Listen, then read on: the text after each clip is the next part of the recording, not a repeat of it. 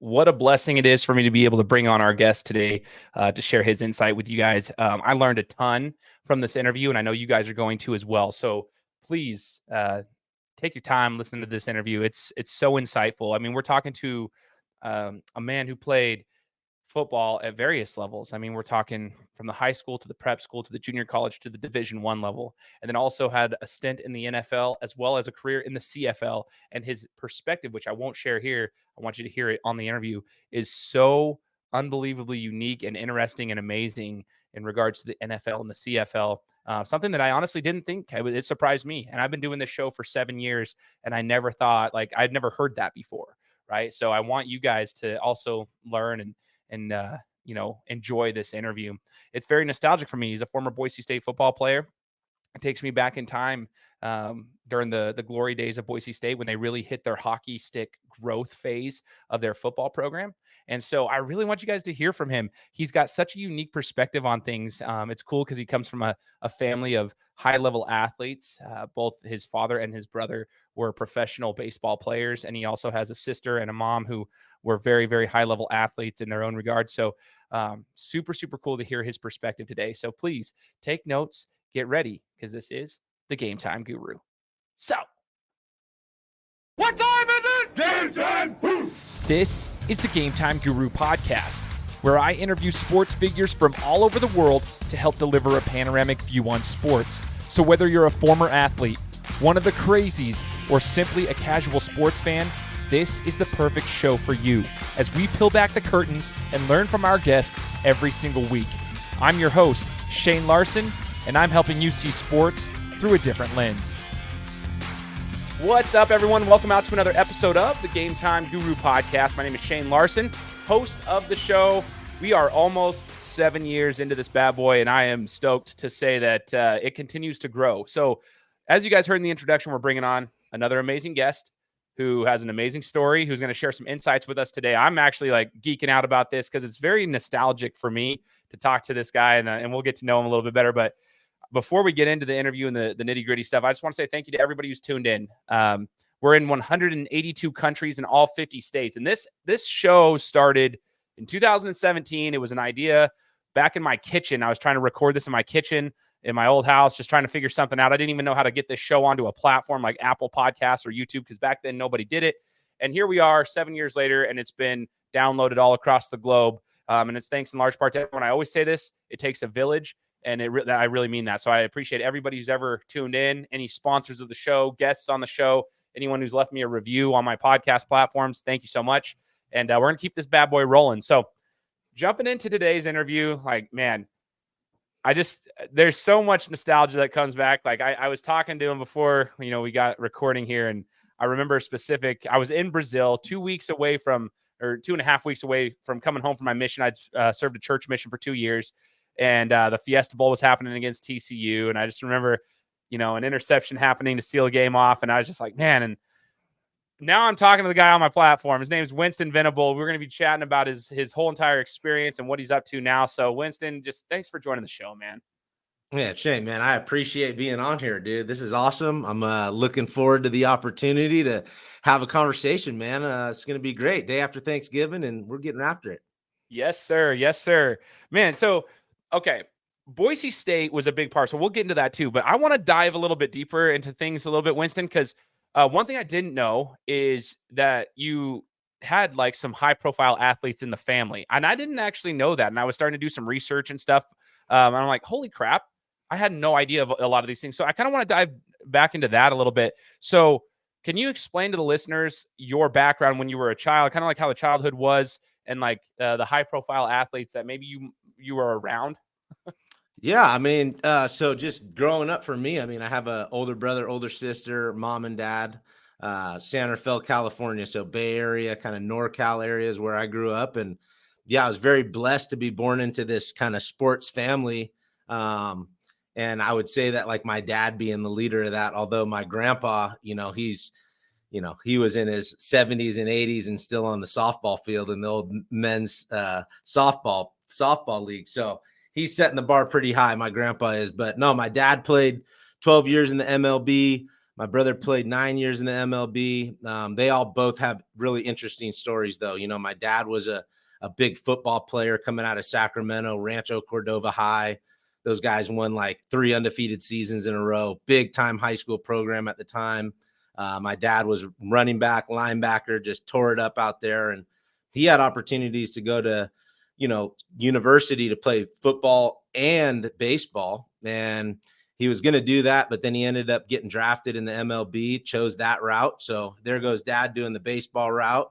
And then brother, similar situation, you know, he's a kind of a freak athlete, man, my brother. So he didn't play baseball in high school, his senior year of high school, and didn't play baseball his freshman year of college, and was kind of encouraged by my mom to pick up the baseball bat again. So he's at Princeton University, dealing with the challenges of the academics there and being a basketball player, and then picks up the baseball bat sophomore year. So now he's a 2-sport athlete and just does his thing, man, crushes it on the court and crushes it on the baseball field and does really well academically. So he ended up getting drafted to play baseball his junior year. So just 2 years after playing college ball, you know, he's getting drafted, and he's like, well, hey, I'm here to play baseball, or I'm here to play basketball. So I'm going to finish my basketball career out, play baseball. And then if I get drafted again, then maybe he'll go choose the MLB route. So he was kind of like, play basketball overseas or go into the MLB, chose the baseball route, which was probably super smart.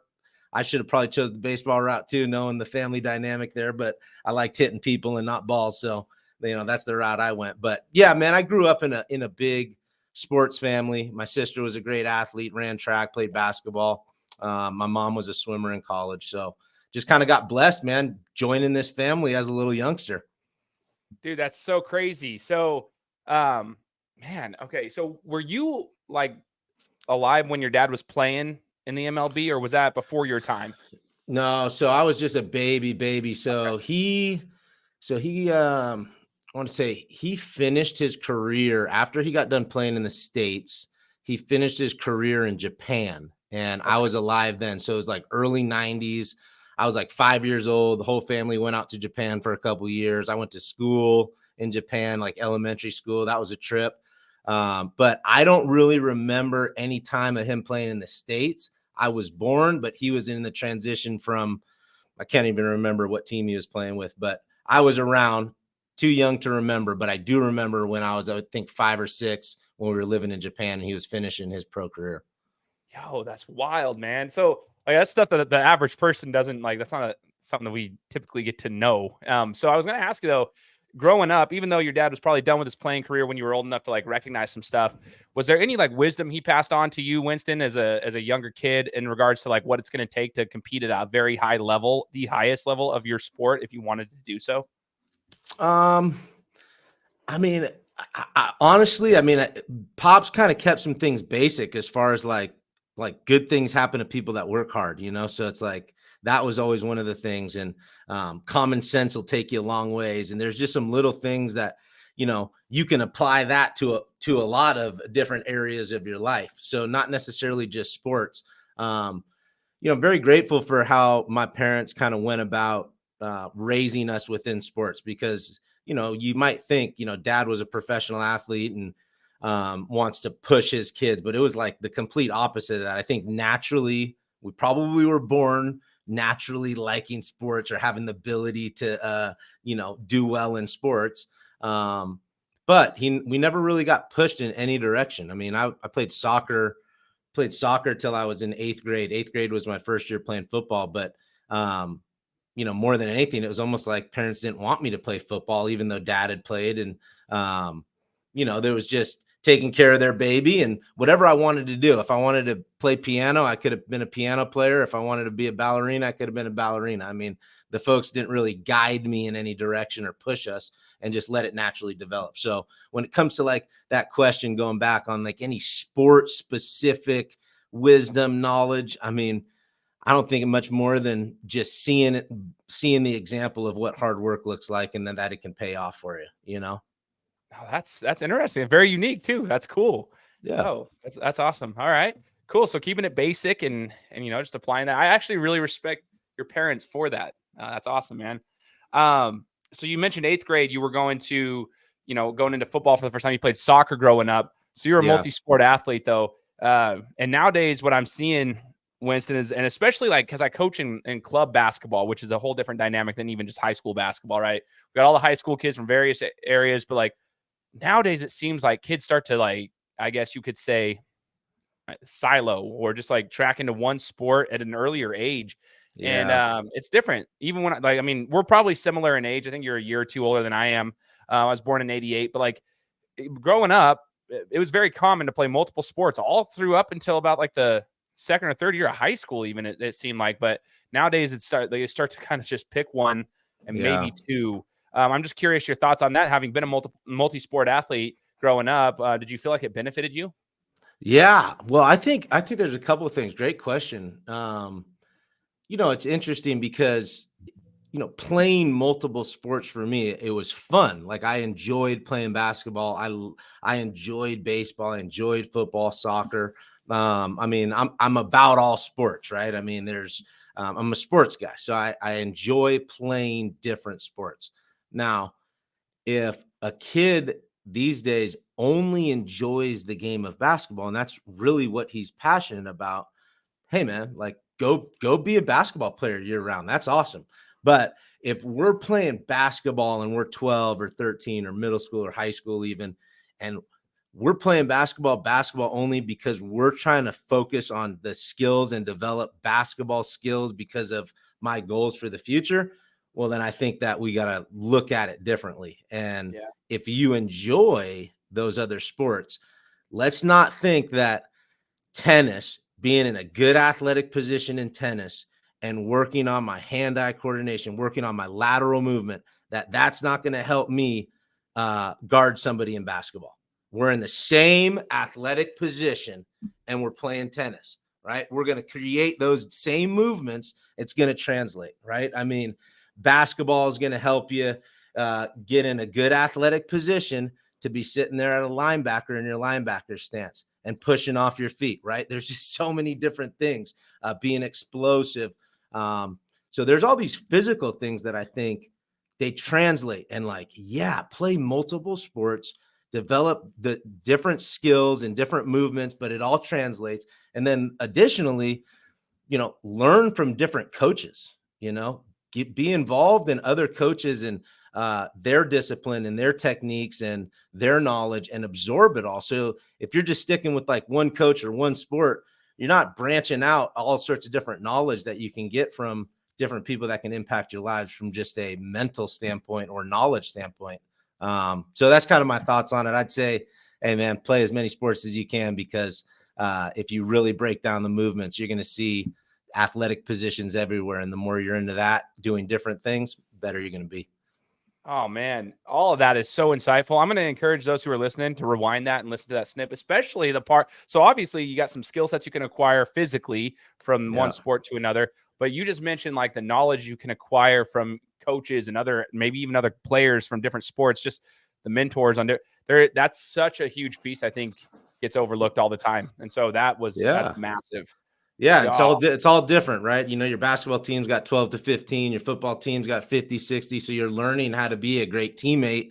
But it's a different challenge in a basketball setting than it is a football setting. You're going to have multiple coaches in football than maybe one or two or three in basketball, or just so many different things that you can look at and peel the onions back on why it can benefit a young player to play multiple sports.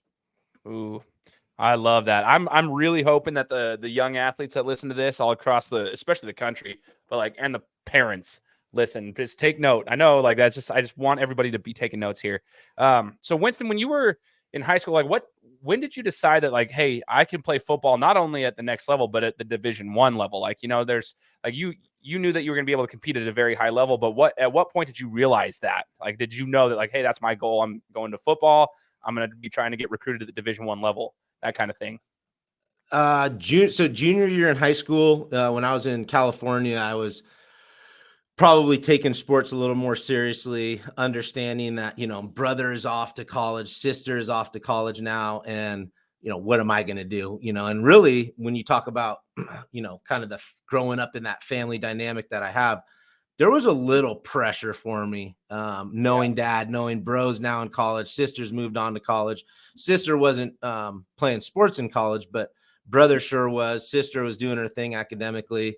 And to be honest, I was not getting in any more trouble than a regular high school kid would be, at my age. But I was not running around with the right crowd. My high school in San Rafael was not the best program at the time. So I started thinking, am I in the right environment? Am I in the right situation to accomplish a goal like going on to a university? And that started to become a reality. Didn't know what sport, football, basketball, baseball, no idea at that point, but definitely that I want to go to college, and playing sports in college would be cool. So I would say junior year, and that kind of was a determining factor on me going from California to a prep school in Connecticut. So I ended up repeating. I dropped out of my high school in California junior year with this thought that, hey, man, I really want to better myself, put myself in a better environment to reach a university. So I went to a prep school in Connecticut where really got my life turned around and focused on school and football and sports, and school and sports. I think at that point started to hone in on a little bit more a football thought process for the next level. So junior year of high school, with the influence of my brother and sister going to college and me understanding that that's a route that I want to do. I would say junior year, I started thinking about, hey, let's set some new goals. Man, and that's crazy. That's a very unique route. See, people who might not hear this would probably just think, oh, the dude played football at the highest level, probably was a 5-star athlete coming out of high school, smooth. But you went a prep school route. Like there's some changes in there, and I think that's awesome. Oh, yeah. So prep school in and of itself is a whole nother conversation. But like Connecticut from California, we're on opposite sides of the country. Yeah. Do you mind sharing maybe some insight on that prep school experience? And like, because you said you got yourself straight as far as getting your grades back, you got yourself focused on the right priorities. What was prep school like? And because there's a lot of kids who want to go the prep school route, and sometimes it's a great idea, and sometimes I don't know if it fits them. So maybe this would be a good opportunity to educate. Yeah. I think you absolutely got to do your research. You got to do your homework. And first and foremost, like that has to be something that you want to do. I think your family members can help encourage that, or, I think it's probably rare to be 14, 15, 16 and being mature enough to understand, hey, this isn't the right environment. But I was a pretty goal-driven guy. I had good influence around me. I was brought up from a great family, and I realized that 16, 17 years old that I was not in the right environment in California. So what do? We talked to big bro, big influence, just community, what's going on around us. So there was Sacred Heart at the time in San Francisco is a really good school. De La Salle in Concord was a good school.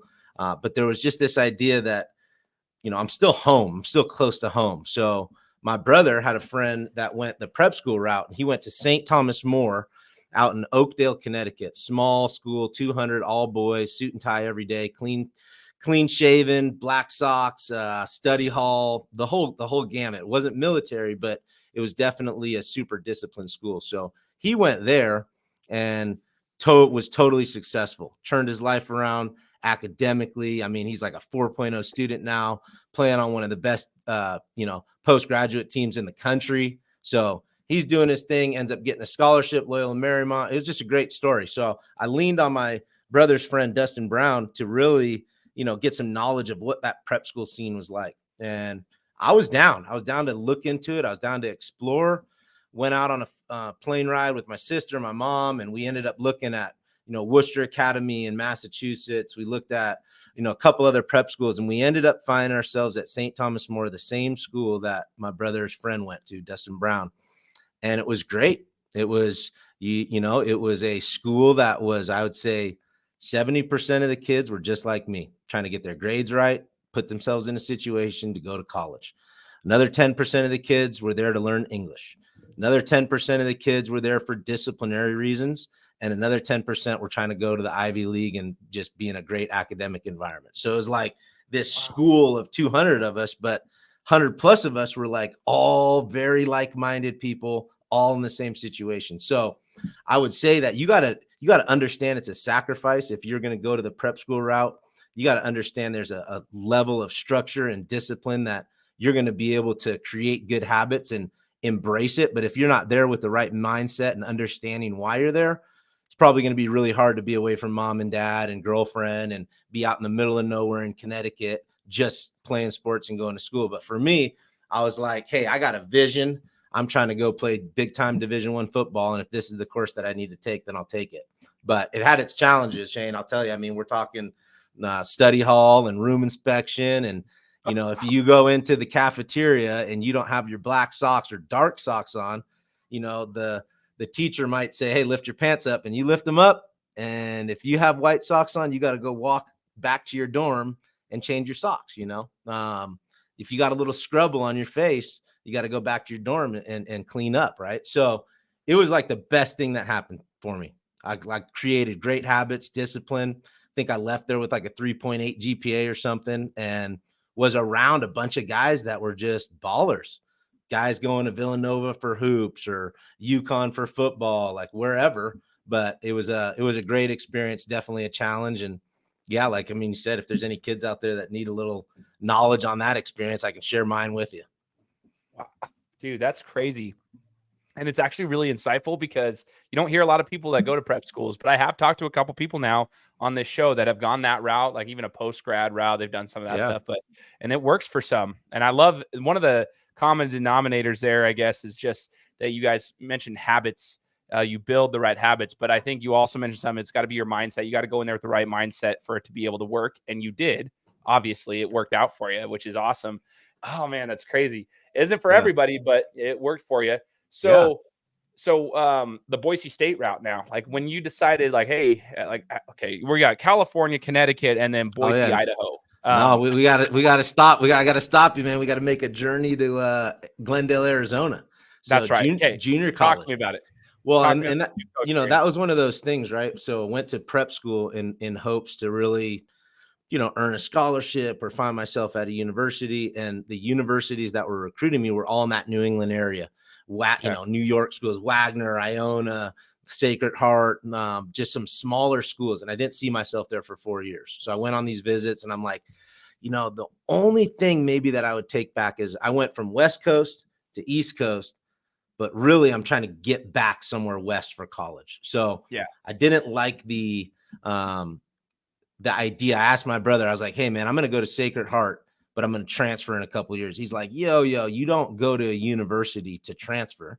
Why don't you think about going to a junior college where then you have to transfer?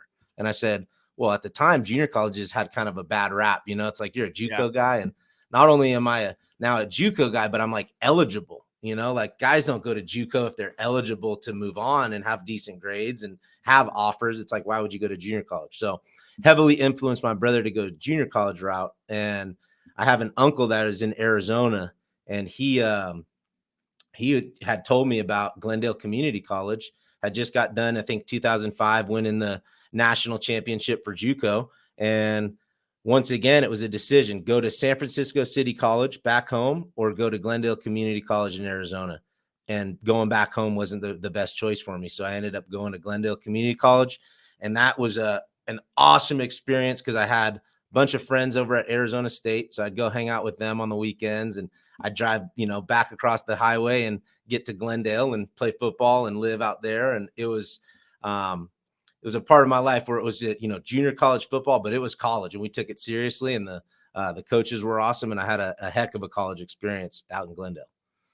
Man, the JUCO route is so different for everybody. It's funny. And I think there's like this false perception about like, or I guess just this, it's misinformation because we have Netflix's Last Chance U that's been out for like the last 8 years now. And so people have this idea like every school's like this or every school's like that. And it's like, well, it's literally different in every state you go to. First off, like California junior colleges, a little different than like Kansas junior colleges and Mississippi junior colleges. It's just different, the route that they go. But it's the same as Arizona. But you got to live. So here's a fun fact. If I could live anywhere in the world besides Boise, I've been born and raised in Boise. I want to like live somewhere else. If I didn't hate the pricing, I'd live in San Diego, California. Okay. If I didn't hate California's pricing and I could live in Orange County or in San Diego, just Southern California. It's kind of like my little niche. I can get along with those people, but that's too expensive. If I didn't live there, I would go to Arizona in that Phoenix, Glendale area. Arizona is literally one of my favorite places on earth.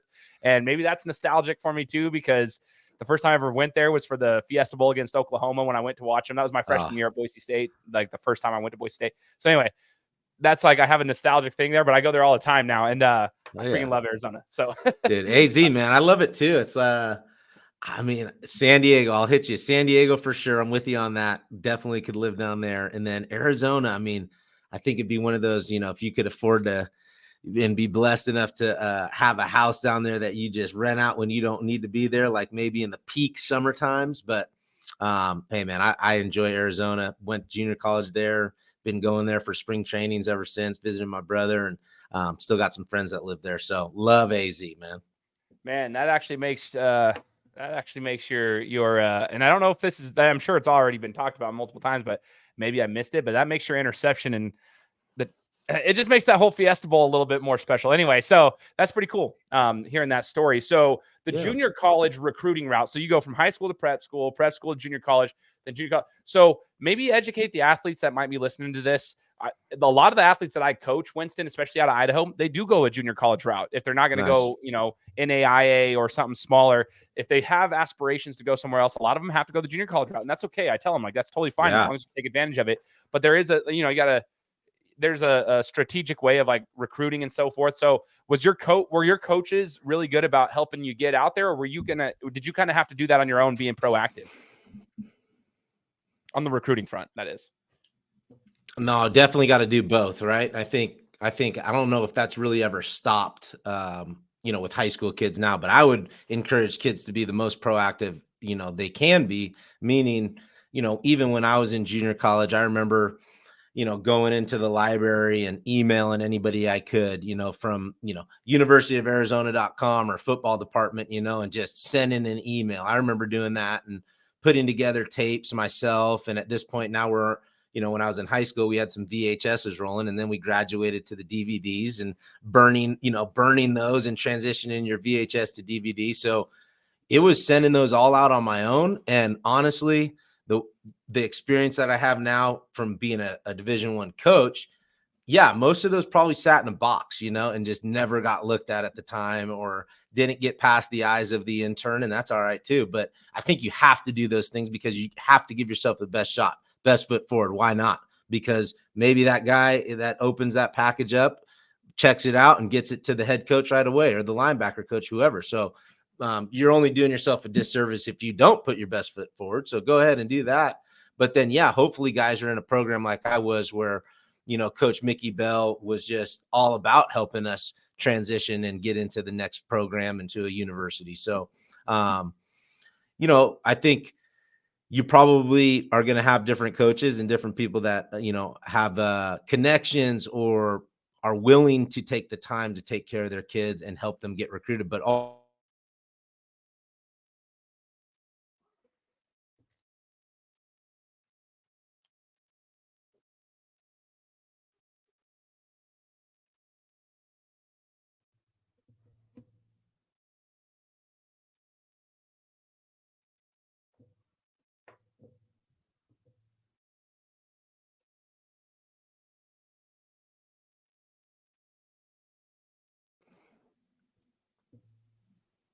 There you are. Sorry. oh, you're good. Okay. I knew that was going to happen. I was about to text you. Okay. No, it's So all good. it cut like while you were talking, it was just like froze. I'm like, oh shoot. Okay. But you did mention like how most people are, you know, you had your coach who was able to, you know. Yeah. I was fortunate to have a coach that, you know, really took care of the guys. And I know he made it a point to try to set us up with as many universities that we can. And he was always a helping hand there. So I was fortunate. I would imagine that some coaches don't do that. I think you could probably see it even at the high school level. There's probably some coaches that take more time and dedicate more time to go through the recruiting process, educate their kids, and then obviously help them get in contact with some universities and bring some attention to themselves. But I think you'd wish that all educators, teachers, coaches do those type of things, but I don't think that's the world we're in. And I was just fortunate enough to have a coach that did. Now, the interesting thing is Boise State came to recruit me the first year there, and they said that they liked me, and then they kind of moved on and whatever. And they didn't have a spot for me because Boise was always about having a need basis. If we're going to go junior college route, it has to be a need basis. So the first year, Coach Huff came and he's like, hey, we like you, but we don't have a spot for you. We don't really need you. And okay, so I come back again for a second year of junior college. And sure enough, Boise State comes back again and says, hey, we created this 4-2-5 defense. Coach Wilcox needs the tweener, kind of a hybrid safety linebacker. You're exactly the type of guy we need. So what do you think? And I came up on a visit, and the rest is kind of history. I fell in love with the place and kind of made that transition from junior college to Boise State in the spring of 2008. That's so cool, man. Did you ever watch Boise State prior to that? I'm just curious. Being down in Arizona, did you happen to watch them play Oklahoma or any of that during that time? No, like being like a football fan, I think I've you watch it, you watch games, you watch popular games, but I was never really in tune with what Boise State had going on, right? Until I started getting recruited. And then it was like, hey, check out, number 18, Ellis Powers. That's the position that we want you to think about playing. And so now I'm like my second year, I'm starting to watch a little bit more Boise. And it's funny is like, all the coaches are like, we don't lose. And I'm like, wow, these guys are like 11-0. And then I watched them play, I think it was TCU in a bowl game or something, Point Sieta Bowl, and they lose. And I'm like, man, these guys lose. They just lost. And they used to tell me they don't lose at all. So it was pretty funny. But I enjoyed the recruiting experience, and it was great. Best time of my life up here in Boise. One of the best times. That's so cool. And I'm going to remind the athletes that are listening, make sure you're being proactive yourselves. Unfortunately, there are a lot of recruiting services out there, people who can give you advice and so forth. But if you're going to get that, make sure you do your due diligence trying to help get people. And, not every coach is going to be doing all of that for you. Some coaches are there to just simply coach, and they don't really have the knowledge. So you do have to be proactive. Like Winston said, it's got to be a double-edged sword here, but it's not just going to fall in your lap. And that's the biggest thing that I've told a lot of my players in basketball. They've reached out to me after the season. Hey, coach, what do you think about this? Should I send this out to this? I'm like, have you not been sending anything out? No. And I'm like, you guys, I've been telling you, you've got to put your stuff together. You got to send this out. I'll give them advice, but then they wait to the last minute. And I'm like, guys, it's not just going to fall in your lap. I promise you, they've got hundreds of thousands of athletes around the country. They're looking at a lot of people. So just be proactive from the time you start playing if you really have aspirations to play at the next level. And I love that. I love hearing that. So Winston, when you got to Boise State, from now, like, this is what's interesting is having high school experience in California, prep school in Connecticut, junior college, Arizona. And so you have a lot of experience at different levels of athletics. Yeah. What was the biggest transition for you going to the Division I level at a team like Boise State, which that was kind of in their like hockey stick growth phase when they started really putting things together? I mean, you guys had NFL caliber talent. Like, it was good. Yeah. So what was the biggest transition for you? Was it hard? Was there anything that was really hard for you coming into Boise State? Yeah, I think just the demand, the daily demand, right? The scheduling.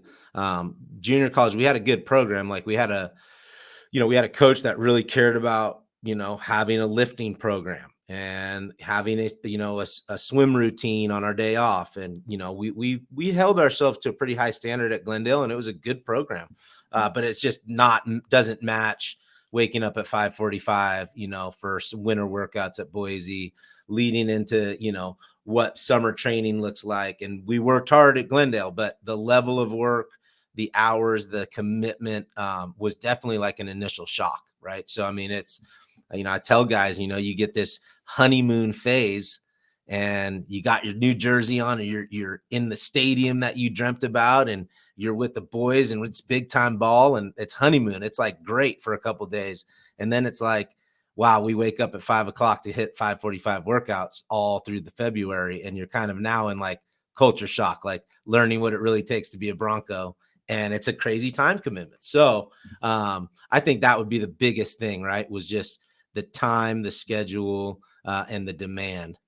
From a football perspective, it was kind of interesting because, to the guys that are out there in junior college and thinking junior college could be a route, like, what junior college did for me was awesome because it allowed me to play 2 years of college football at the junior college level, right? But then when I showed up to Boise, I'm competing with some juniors that have not even stepped on a college football field at all. They've redshirted. than they, third or fourth string on the depth chart. So here I am showing up. I got experience under my belt. And just because I haven't been at Boise State, I was well more prepared than some freshmen or sophomores that were already there at the program because of the experience I had at JUCO. So from a football perspective, it was about trying to learn the plays and all that, but I never really felt athletically or physically that I was catching up or behind. Ooh, that's very interesting, man. You had some great that coaching staff, like the era in which you were at Boise State. There were some amazing coaches. Hence why, like, they've gone on to do things that they're doing now, or have done since that time. I mean, a lot of those coaches, either head coaches now, or they were, or whatever. They got bigger jobs. Do you have any? Like, was there a coach that stood out to you during your tenure at Boise State that maybe taught you something very important, and what would that be? Oh man, that's loaded right there. I'm sure you're like, oh, dude, I could go down this list. Yeah, no, I think, obviously Pete had his influence on the community and really touched us players. But I think there's something about like the way I was, the cloth that I was built from and how I developed as a football player. There's a couple, key pieces, and one of them was my coach at junior college, but you asked me about Boise, and it was Jeff Choate. And I think it was because to play the game that I felt like was the right way to play football, or at least the way to be a linebacker, was you got to let your screws loose, and you got to be a little bit passionate, and you got to be a little, something a little bit cuckoo going on up top. And like a guy like Jeff Choate really allowed you to embrace that passion and embrace that effort and energy, and then just make sure that you go apply it on the football field. So I had really learned about letting out aggression and playing the game in an aggressive manner in junior college football, where it was kind of like, hey, it's okay to do this. It's okay to be like mean out there and all those things. And then Jeff Choate was a guy that allowed me to take it to the next level and really learn like, hey, let the screws loose and let's go hit some people. So I would say that Jeff Choate, to answer your question. Dude, that's so awesome. So cool. Now, I wanted to ask you this. I wrote down a couple questions. Like, I would like to know this because of, so Coach Pete actually came. So Coach Chris Peterson, for those who don't know, Coach Chris Peterson, former Boise State head football coach. He also coached at University of Washington.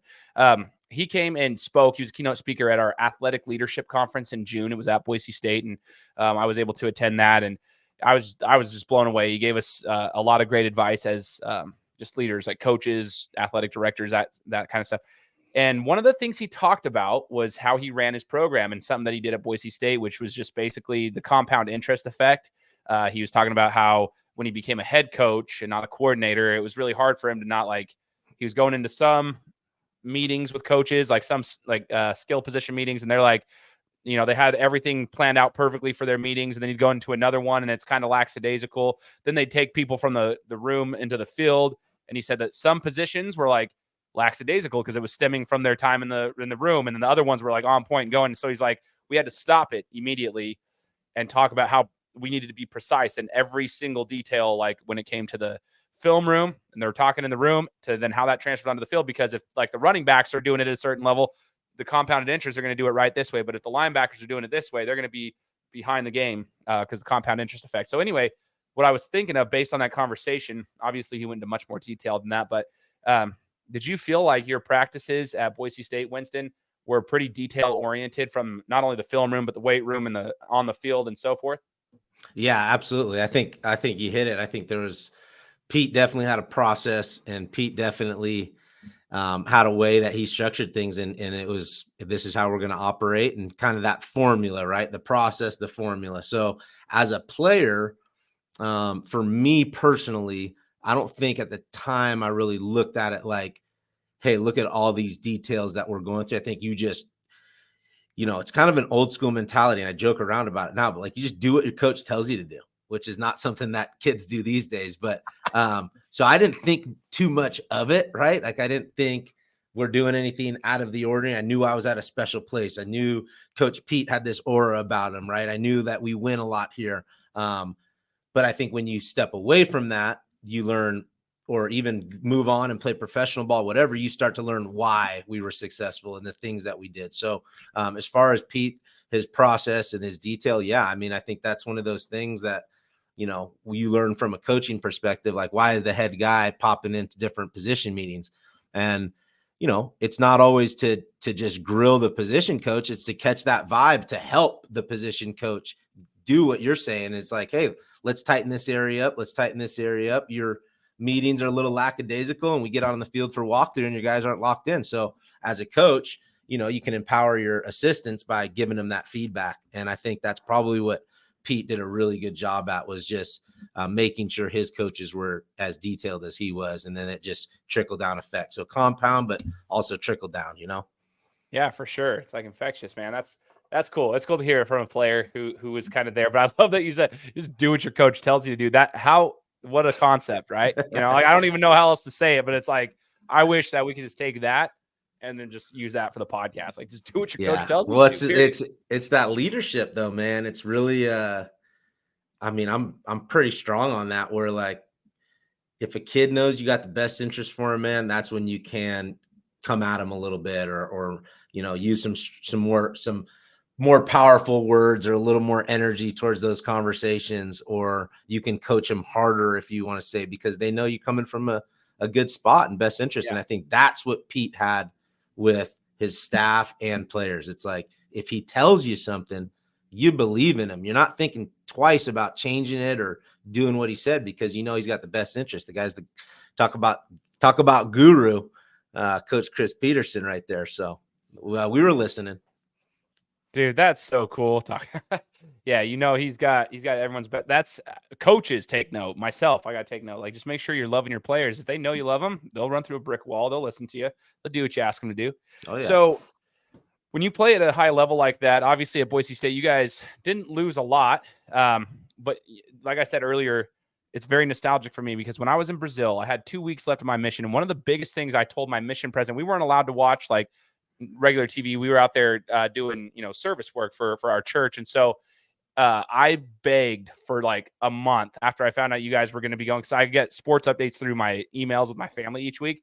When I knew you guys were playing TCU, I begged my mission president to let me like watch that game. The problem was the time difference was what was causing the problem. Like typically we were supposed to be home by 10:30, but that game didn't start till like 10 our time or even later in Brazil. And I had to watch it on dial-up internet, and at someone's house that actually had internet, which was not common where we lived. There's one person that I knew out of like thousands that actually had internet at their house. And I was able to go there. I had to get it approved. It was a big old process just to watch this stupid game that got over at 3:00 in the morning for us. Like after my excitement, we got home, and then I had to be up at 6. So that was like the rule. Like you still got to do your work. So anyway, I watched it though, and everyone in the house is asleep, and I was able to watch it, and the interception and everything. Like it's very nostalgic for me. So talk to me about that game, Winston, when you were able to go to Glendale. You're playing a big game like this. Andy Dalton, he's an NFL quarterback still, but like top prospect back then. You're playing against one of these top offenses, and you get a game-stealing interception. Talk to us about that game. Yeah, super cool that you're watching that from Brazil, man. That's some straight dedication right there. But yeah, for me, it was talking about nostalgic and all those type of things. My time at Boise, like I really felt like I was kind of on cloud nine. I had joined this program, and we're going on this crazy run, and we're top ranked, and really like already kind of living my dream. My dream was never to go to the NFL. My dream was always to play in a big time university, play games in front of a lot of people. And so coming back to Glendale, that already felt like crazy good, right? We're back to where I just had left, right? So we're going back to Glendale. So that's awesome feeling. Still have teammates from Glendale that I know. I have friends from Arizona State that are still in town that I know. So like that in itself was awesome. But then really like running out on that field, FedEx Stadium, or not FedEx. I don't even know what their stadium is. FedEx is out there in Washington, I think. But yeah, FedEx is in Washington. I can't remember. Yeah, that was Virginia Tech game. Either way, we're going out there to the Cardinal Stadium, and it's like 80-something, 90,000, and there's purple and there's blue and there's orange. And it was like, I don't have to play any more football after this. My dreams are accomplished. So to be able to just run out there on that field in that atmosphere, in that environment, I felt like my dream came true. And the game itself was just running around and making plays and being a part of like a really cool college football game that happened to end really well for the Broncos and myself personally. That game was absolutely wild, by the way. It's just crazy to think back on it. It was a dogfight, man. Big fake punt was a big play of the game. Obviously, kind of switched the momentum, and I think that was a brilliant play call at the time in which it was done. Just because, it was a stalemate, and then the last drive, you still got nerves because you're like, dang, they're kind of moving the ball for a second, then boom, and you got it. Okay, I always wonder this and now I'm talking to you like. In a moment like that, did you even think about what was happening? Like, oh, what if I drop this? Because it's like, poof, ball's in the air, and you're like, it's like an easy catch. You know, like the moment that just slow down to the speed up. No, not really. I mean, I think it was like, hey, ball's in the air, go high point it, and I was kind of chunky at the time, but I went up there and, just like in basketball, right? If you're going to go up as high as you can for a layup, one knee's up off of one foot and try to grab it. And no, I didn't think anything much more than that. Definitely not thinking, because after that play, I'm running towards our sideline and I tossed the ball over my head. So I'm definitely not thinking of how important that game ball was. And my mom reminded me right after the game, I think, as she's giving me a hug, congratulating me, she's like, why did you throw the ball? And so to answer your question, no, man, you're just in the moment. And I don't remember it slowing down or anything like that. And I sure wasn't thinking about too much because I tossed that ball and my mom sure was mad at me. Dude, that's actually hilarious to talk about not thinking. Yeah. I love it, man. So you actually mentioned FedEx too. So when I returned home from my mission, it was like 2 weeks after that Fiesta Bowl. The next season was remarkable. I mean, you got Virginia Tech, Tyrod Taylor. You guys absolutely dominated. Well, I mean, it was a close game, but I mean, the fact that like you guys came out there swinging, it showed me at least, like I hadn't actually got to watch. I'd never seen Kellen play in person because I was on my mission from 2008 to 2010. So this is my first time getting to see the hype train of Boise State when you guys were like rolling. So I'm like, okay, FedEx, we flew out there to DC and it was an amazing game. The whole season, I mean, I was a season ticket holder. Amazing. Every game, just amazing. And then we get to, which is now, it's funny how we're recording this on Black Friday. It was Black Friday 13 years ago, the game against Nevada. I mean, we drove out to Reno to go catch it. I'm actually on camera. If you guys ever watched and Kyle Brossman's one of my best friends from high school, just an FYI. So I've had Kyle on the show talking about his experience. So I can say this, but like after his missed field goal, we were standing there with our, like, we're the ones that ESPN panned to. There's 3 of us. I have an Ohio State beanie on with my Boise State sweatshirt. And my friend's got a Brossman jersey, and my other friend's just standing there, and we're like this. And oh, man. The reason for that is because we told the camera to get on us, because we were going to storm the field. And I had a lot of things I was going to say to the fans that kept trying to get in a fight with us the entire time, too. So I was going to go nuts, jump the fence. And like, anyway, so then when they get us on camera, because the field goal happens. But that game, Winston, we talk about the high points of your career, like, right, we get a Fiesta Bowl victory, and then you guys are arguably, like, you're in the top 4 of the country. Like, there's discussion about national championship potential, but obviously a BCS Bowl at that point, or whatever you want to call it. So, I mean, you would have been at the Rose Bowl at least, and lose in a heartbreaking fashion like that. But I remember something from that game, and I remember the defense, because Colin was doing his thing. They seemed to be running like 3 plays. It was like the same 3 plays every time. Yeah. And it was like, it was just so hard to stop them. I remember seeing a lot of you guys on, like, the defensive guys with their hands on the hips at one point, it was cold as balls outside, and everyone's like, steam was blowing off, and like you're breathing heavy. And I'm like, oh my gosh, dude, like they're tired, man. This is crazy. So I know it sucks talking about it, but from a player's perspective, good, what was that game like? Because you have the highs and lows of your career, but that was a very competitive, very fun game to be a part of. I'm sure it just sucked to lose because somebody has to lose, but it was a great game to be a part of. It definitely was. And I don't know, good for us or not or whatever. I mean, it is what it is. That's what happened that year. But I was kind of like, I don't know, not caught up, like, once again, going back to kind of believing in your coach and what your coach is talking about. And me personally, like, I've accomplished my dreams. I'm at a big university. I play in front of thousands of fans. Like, I was kind of soaking up, like, everything Coach Pete was talking about. I was bought in, right? Like I was bought into the message. I was bought into everything. And one of those messages was like that we don't get caught up in the rankings and we're not looking at the bowl games and all that. And I think either I didn't really understand college football that well and the magnitude of bowl games and Rose Bowls. And I mean, I don't know. I grew up in California. I'm a college football fan. So like I did, but I more or less think I was just in the moment and I was a believer in Pete, and Pete said, don't worry about that stuff. So I didn't even really think about the significance of what we were doing. We're just doing what we do. I've been here for a little over a year now. We don't lose football games. We just win. So things are stacked up against us. Even when we win, we don't go to like the best game because people don't think we play in a good conference, like whatever. So we just win. That's all we do. So losing that game, I didn't really get what we lost. You know, there's the Rose Bowl or a national championship. I don't really think I was caught up in the noise. And I had been just coming out of junior college. First year of junior college, we were like 6-4. Second year, we were 8-2. I've lost plenty of games in my life, but now I'm in this group of dudes that have not lost any games basically. And their reaction to losing was probably a little bit different than mine. I was caught up in the don't worry about the standings. And then I also have done plenty of losing. So when we lost, it was kind of like, hey fellas, like, we'll be all right. Pick our heads up. Like, let's move on, you know, when a lot of guys, they never even knew that feeling. Right. So that's the kind of that 53-4 or 50-4, whatever the record is that kind of Kellen and some of my teammates went through. Well, I've been doing plenty of losing. So it was significant. But at the time, I didn't know how significant it was. You know, we took a loss. It was tough. We didn't make any halftime adjustments. We were doing well in the first half. No halftime adjustments. Locker room was great at halftime. Came out second half. They hit those couple plays on us. We didn't in-game adjust, and they took it to us, man. I mean, bottom line.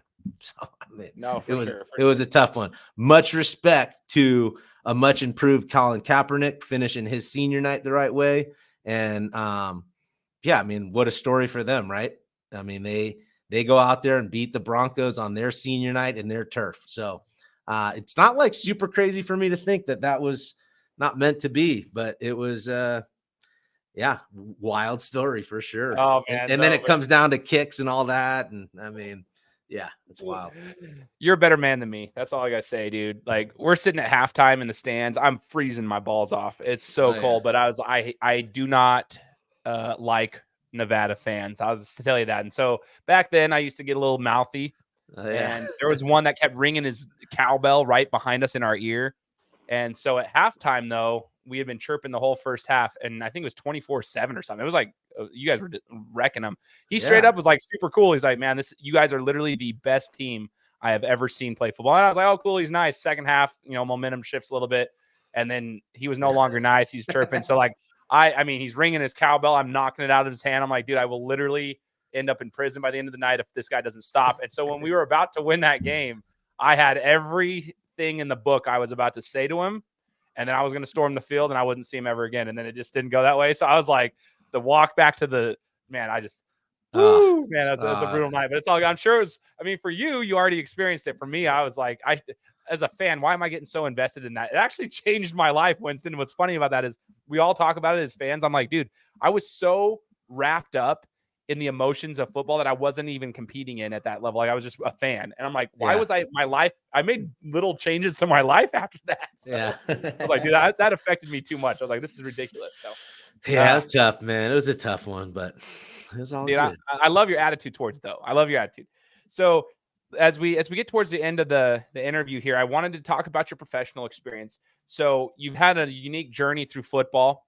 You obviously got to experience the NFL before the CFL. And the NFL, I mean, I want to know, like, I asked you to transition to Boise State. Like, it's funny knowing your personality now after the last 50 minutes of talking to you. You kind of have this, like, you're in the moment, you just do what you're doing, and you just kind of, it doesn't seem like you're very phased by, like, the magnitude of what's going on, like where you're at and whatnot. So was there any kind of transition to the NFL that, like, hit you, like, whoa, like, this is different? There you go. Maybe that not phased is all led up into getting just slapped in the face in the NFL. No, so I came out the year of the lockout. So that was the first challenge of me transitioning from college to the NFL was the unknown, right? So it was months and months of lockout, and they're doing player negotiations, you know, the NFLPA and owners and all that jive and all that. And then all of a sudden the NFL draft happens. So if you got in the lockout's still on, but they're going to proceed with the draft. So the draft happens, and if you got drafted, awesome.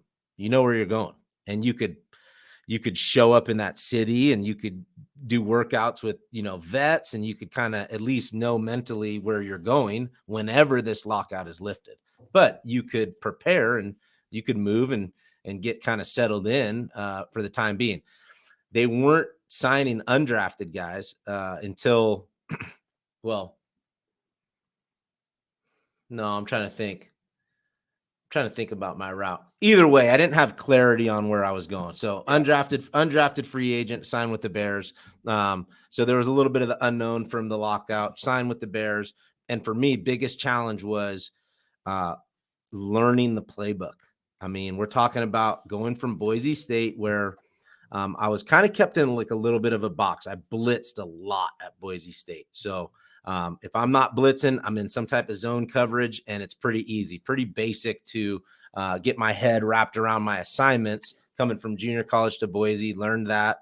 Not crazy learning process. They kind of kept things simple for me at Boise. Well, now I go to Chicago, and I'm playing linebacker, safety in college, and then now I'm playing strictly safety, trying to be a safety. And that created its own challenges where, you know, people talk about the Lovie Smith cover two defense. Well, yeah, that's pretty easy. But what's not easy is comprehending this thick playbook that's got all these adjustments and all this different stuff going on. And me not being familiar with the safety position, now I'm trying to be a safety. So super challenged in the sense of my football intelligence, right? And just learning the game, learning the plays.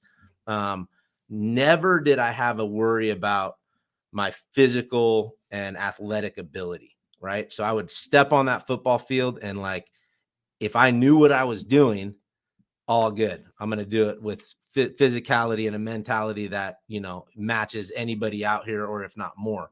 But sometimes I didn't know what I was doing, and then that creates hesitation, lack of confidence, stress, anxiety, all those type of things. So I was really went through a process in the NFL where, you know, mentally I got worn out. I got major anxiety, major stress trying to learn. I wasn't sleeping well. I've told this story before to some people. Just, you know, I'm in training camp with the Chicago Bears, and I'm finally finding myself go to sleep around 3 a.m., 4 a.m. You know, it's like my mind is just racing. I've tried to study the playbook. I'm not learning it well. I got questions. I'm not getting them answered. I'm stressing about practice tomorrow, if I know what I'm doing out there or not. So I'm not sleeping. Mind's racing. Finally find myself go to sleep around 3, 4 o'clock. Well, an hour later, knock, knock, knock. Venable, drug test. You know, it's the drug testing coordinator, and he tells me I have a drug test. And I just start bawling, crying, man, because I just found myself going to sleep, you know, and I'm out there at a training camp with the Chicago Bears, and I'm not sleeping the night before, but now I'm out there trying to perform. So I got through it. I got some help to get through it. But I was stressed out in the league. I mean, this is one of those deals as an undrafted free agent. You know, if you miss your block on kickoff return, you're not really getting threatened by being fired, but you're seeing other guys that get let go because of them, you know, not performing to the standard. And that standard is high, man. So, all of that, just the idea of this is now a job and not just fun, all started coming down on me. And I had so much fun in high school and college, junior college, Boise, that it became a different game, and it became super stressful. And I probably till week 10 of the season, I kind of settled down, and I said, dude, you're 24. You have a really good you have a really good job. You've made it this long. They like you, you're here. So that confidence started building up, you know, and I could carry myself a little bit better, and I was less stressed. So that was my NFL experience. Got cut going into my second year. And then it ended up landing up in Canada. And that was back to the feeling of college. camaraderie with the guys, all the egos, man. We used to say, your ego gets checked at the border, and there's a lot of good Canadian football players. Like there's dudes up there that you're like, oh, you are better than like half the DB room in Chicago, like there's guys in Canada that like could easily make rosters in the NFL. And there's dudes in the NFL that could not go up to Canada and make a roster there. I mean, it's a unique league. It takes a unique skill set, and the camaraderie was great. Everybody's salaries were somewhat similar. So compared to like the NFL where, guys are driving in new cars into work every day of the week. Well, Canada, man, Montreal, we are all riding the train into work. There's a couple guys that even drove, right? So that ego, the mentality, all of that stuff was like camaraderie with the guys. I mean, it was just so much better. I really enjoyed the CFL and found my niche up there and played a lot of snaps on defense and had a lot of fun with the boys. And it was very much so a similar feeling to college. And if I was going to compare NFL, I mean, I appreciated my time in the NFL, but loved my time in the CFL. That is so awesome, dude. I'm like sitting here like, never have I heard that before. I've never asked anybody that before. And it's I'm sure there's so many people who have similar feelings to what you just shared right there about like their NFL experience, because not everyone's the top dog, right? You got a lot of undrafted players that have anxiety and they have to battle through all that stuff.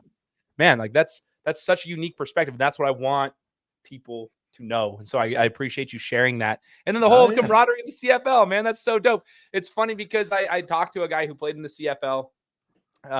And he said, like a lot of them want to make it down south. He called it down south, like, which is down south here in the US and play in the NFL eventually. But he said that's mainly monetary, like it's a monetary goal, right? Like they want to make money. But he also talked about how, he's like, we know what it is up here. We enjoy it. We don't know any different. It's kind of what he was explaining for them that are like natives up there.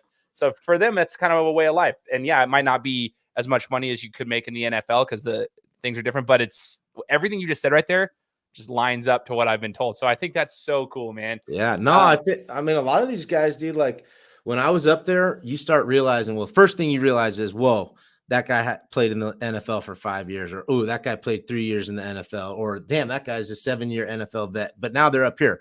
I mean, guys are 25, 26, 27, have played in the NFL for several years, but their expiration date is not 27 years old. They're like, I'm still playing, but the NFL is done with them. So it's like, where do you go? You go up north. So that's the first thing you realize, like the competition level and like the roster. You're like, oh, Kyrie Sabera, like that guy was the special teams captain for the Cincinnati Bengals for years. And he played like 6 years in the league. And now he's on his 6th year in Canada, 12-year professional football player. Like this dude is legit. So I think that's one thing. But then I had a lot of teammates that they were like, they don't want to go back to the NFL, or they don't, their goal is to be the guy in the CFL because the job security was great. You can miss a block and not get fired. You were making some decent money and you'd get 6 months off during the off season. So it's like, dude, this thing, if you can make some decent money in the CFL, you have a really good job and really good setup. So a lot of guys that I knew, it was like, you get comfortable with where you're at with that job security and you're playing pro ball. It's on TV, 30,000 fans at every game. It's like, I'm not going to take the chance to go back for the NFL. I got a good job right here and I'm happy with it. So there's a lot of that vibe too, Heck yeah, man. That is so insightful, bro. That's so cool. And Winston, as we wrap it up here, I just had one other question as you transition to coaching. Coaching has been a big part of your post-playing career, I should say. And I wanted to ask about that. Like as a coach at a lower level, obviously I'm a club basketball coach, but I've noticed I've discussed on this show my struggles and the good things too, like things I've been able to take away from my playing career that I can instill, but like also the struggle that I've dealt with is as a coach. One of them is like lack of control over situations. You can't tell, you can educate people on what to do, but sometimes, the execution comes up to them. And that's hard because then the ownership falls on the coach.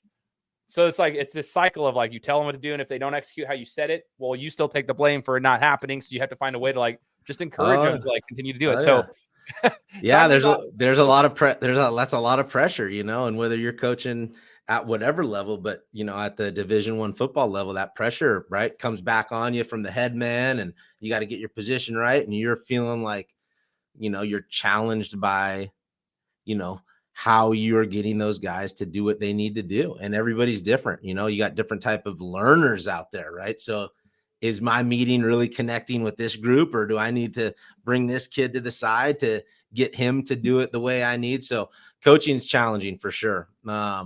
I always felt really good about like kind of going back to that leadership stuff where like there's so much more you can do besides the X's and O's to build that trust and build that belief and then motivate your guys. But it's all about that relationship and being authentic and real. And then at that point, like you can work on your weaknesses. You're always going to give them your strengths and your experience and all that knowledge that you have and all your wisdom, and however you develop that, that's up to you. But, there's going to be some weaknesses that you work on too. And it's like, hey man, if you're upfront and open and honest and, the kids know where you're at in your life and you're just like, hey man, I'm here to help you and I'm still growing and learning too. Then man, when you go into that position room, you got a cool little bond going on and a safe space of trust and growth and learning, so that was one of those things I always did as a coach. Just, I wanted to make sure that those guys felt very comfortable where they can ask a question and not feel like dumb about it, because, hey,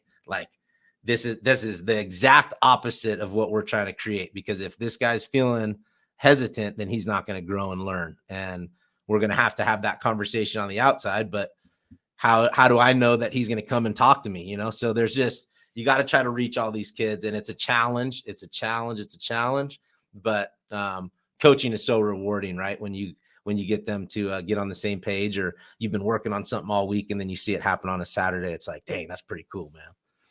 So sick, dude. And then all that stuff is so true, but it's cool. Like, I want the coaches to take note of what you just said. You got to build that camaraderie with the players, make sure they're comfortable around you, so that if you have to have those conversations, they'll listen to you, they'll show up and they'll tell you. Because the biggest thing as a player is to be like untethered from your mind, right? You do repetition, but when you get into the game, you want to be untethered so you don't have to hesitate. You want to be so well prepared. But it's like, you got to get them to that point. And as a coach, you got to know how to, like, when a kid is hesitating, when a kid is not untethered. Yeah. And so they're thinking too much. And so you just got to find ways, and you got to know every player and their personality. So it's important. Yeah. So I'll go ahead. No, I was just going to say I think coaches can get it. I think coaches can get in the way of that, right? Where we have so much we want to give and so much info and so many techniques and all that. But you just said it, man. And I've had coaches that have said it too, where we don't want you thinking out there. All right, well, if you don't want me thinking out there, then I'm just going to stick to my little 20 square feet of what I need to know and do. And I took some of that literal, right? Like, coach was like, we don't want you thinking. Okay, well then I'm not worried what like Brandon Thompson and Jerron Johnson are doing way over there. I want to know and be dialed in on what Ryan Winterswike's doing, and maybe George Iloka behind me. Otherwise, I'm thinking about too much stuff. And it's like, so the importance of me going up on a whiteboard and drawing what Brandon Thompson, yes, conceptual learning. I get it, man. But you have to baby step that process, right? Like, I probably learned more about football when I was in Canada than my whole life, because at that moment I had the ability and capacity to learn it to another degree. But coaches want to just pile it on and clutter the mind. And we talk about all the time, we don't want you thinking. Well, let's cut some of this coaching out, I love it. I get fired up about that. My bad, man. I'm rambling. I just get fired up on some of the, those coachisms where it's like, yeah, we got to look at ourselves in the mirror, dude, because this is information overload right now, And I think we get really smart on the board and playbooks and dissecting things, but it's like, how much can that player actually handle? Oh, dude, no, and you're spot on. I mean, even if you took it into a business setting in the real world, right? They call it paralysis by analysis. Like people start thinking way too much and they don't do anything. They don't act upon anything. So if you give them like a million tasks, they don't do any of them. Yeah. You don't want to give them too much information overload. It causes them to hesitate. I love that. I'm going to probably snip that out. That's probably going to be a social media clip. There you go. There we go, man. So last question for you, Winston. What's the biggest life lesson that football has taught you? Oh, wow. Biggest life lesson that football has taught me. Wow. That's huge, man. The biggest life lesson that football has taught me is a very loaded question that I don't know if I've ever really gotten asked that or been on the spot like that before. But I think it's, probably has to do with like the way you treat people and the relationships that you build. Like football has taught me that, like you have an arena of like 150 plus people, staff or coaches. And, like there's just relationships that I've built through the game that I could not talk to a teammate for 10 years and we could pick that thing back off. And I just think football can really shed light on the power of the relationships you build. When you're in a sport like football, you build really unique relationships that can carry with you for life. Something like that, man. That would be how I'd answer it. No, I love it, man. That's perfect. I just want to say thank you, man. This has been a very awesome time to converse with you and just get to know you better. So for all the listeners, I hope you guys enjoyed this as well. Make sure to leave us a review and share what you learned from Winston here. And yeah, like I said, I just appreciate you taking the time, Winston, to chat with me on my podcast. And hopefully we can communicate in the future too about other stuff too. And just absolutely, man. No, I love it, man. Appreciate the opportunity. Love the platform. Just given the opportunity to give back, man. I'm all about it. So I appreciate you reaching out. Yeah, absolutely, brother. For all those who are listening, make sure you're subscribed to the podcast because we'll be coming to you next week with another interview. Take care. Guys, thanks so much for listening to another episode of my show. Now, if you could go and do me a favor, head over to iTunes, give me 5 stars, and leave me a review. It would be greatly appreciated. Thanks, guys. Appreciate your support.